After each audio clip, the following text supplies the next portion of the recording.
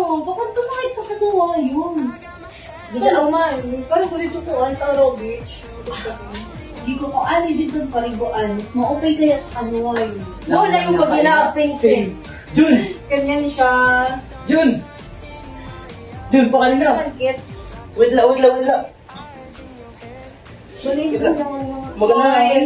Makay naman ka mo doa. Nagpinandalag naman kam. Pamulong ko na eh. Mapakali kami sa kasangkayan yung mga kani.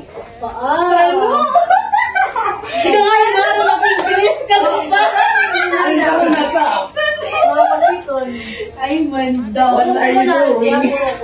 Nagbibinuwa na yun talaga at bunso. Wait lang. Nag-iinamat niya na siya.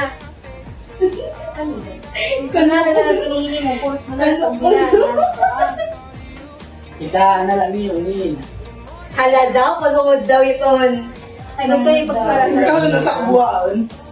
Ay, pinuwa ka naman talaga. Isang kan mo kapag. Madalo naman ito niya. Matay, pinatangis man daw niyo bunso. Kanina? Kain na. Hindi mo kano, Jay. Ano na, Jay? Anong kano? Tara na. May anak ka. Kinuha naman ka, mahaba. Yala ka. Ay, What's up guys? Ako nga pala si Jay, a new cute nga vlogger from Gamay.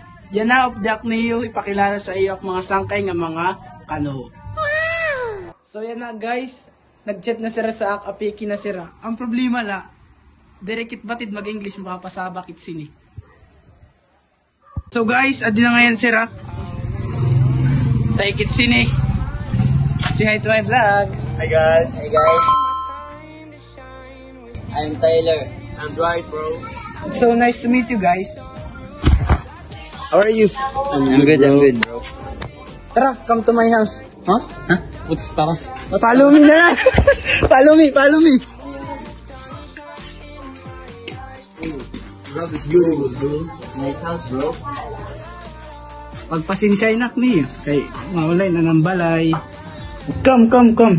So this is my best friend Jun. Hello. Say hi. Hello, it was nice meeting you. I'm Jun. I'm Tyler. Bro. So this is your house? Yes. Oh, what a nice house, bro. Beautiful house, bro. Pagpasinsya na niyo kay guys anong balay kay What are you saying, bro? I don't We can't understand you. Can you speak English? follow me. Oh, Yadina. Hello, good morning. Hi. Hindi, kasi di ba kapurot, Jay? Hi. Mahal naman ka sa... Ikaw din kang nga bata. Sinilin ka. Ay, dali ka mga bustura. Jay, waringan lang kami pag-ready. Tara. Sit. It's a beautiful house, bro. Yeah. You have a beautiful house, LG. Hindi naman. What? May sit na to. Hi. Hello, thank you. Thank you, beautiful ladies. Thank you. So, what do we have here? What's What's this, bro? LG? What's this? That's the Turon. The famous merienda here in our province. Merienda. What's merienda? Dessert? Snacks. Oh, snacks. So, how am I supposed to eat this?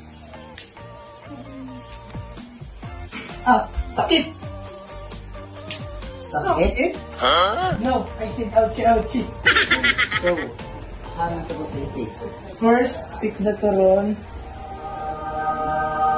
Take a bite. And close your eyes. And feel the presence of the turon. It's good. Delicious, bro. Yeah, This is good, bro. Yeah, it's delicious. of course. How is this made? It is made from banana, lumpia wrapper. Oh, you know lumpia? No. You don't know lumpia, bro. That's delicious too. It's very good. Because it is made from Is this the lumpia wrapper? this and it is famous in other country. Okay. It is used Very to good. make lumpiang Shanghai in China. So, LG, I think we have to go now. So, thanks for the merienda. Okay. This merienda, right? So guys, magi ka na sira, kay mayong pasirahin mo. Bye guys. Yes, we're heading out. Sa susunod ng mga video, abang ila kami ninyo. And don't forget to click subscribe and follow my channel Yes. for more updates. Don't forget to subscribe, LG TV. Yeah. Thank you. Bye, guys. Bye! In this vlog, we saw how communication can be funny and confusing because of a language barrier. The Filipino vlogger was talking with his two foreigner friends. Even though they are close, some words and expression were misunderstood because they speak different languages. This situation shows the transactional model of communication. In this model, all participants act as a sender, receiver at the same time. They exchange messages, give feedback through reactions, and experience noise, which in this vlog is the language barrier that caused confusion among them. We can also see cultural differences. The vlogger spoke in Taglish while his friends used pure English.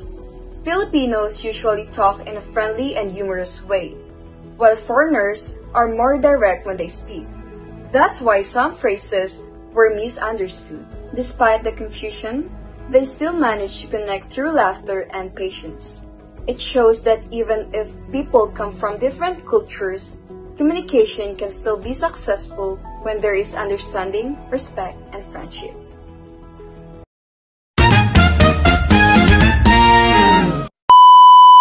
Yan na guys, nag-text na sila sa app. Ang problema na.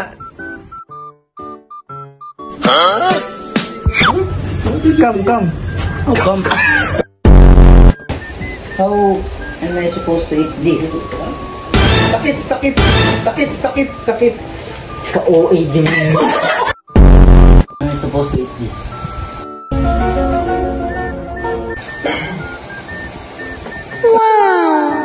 Bati na kita. Oo. Yeah, 100 na. Nakabidyo. Sira, sa Thank you, susunod guys. nga, amon upload. Wala. That's the turon. The famous merienda here in our province. Merienda. What's merienda? They ask you how you are, you just have to say that you're fine when you're not really fine. Dessert.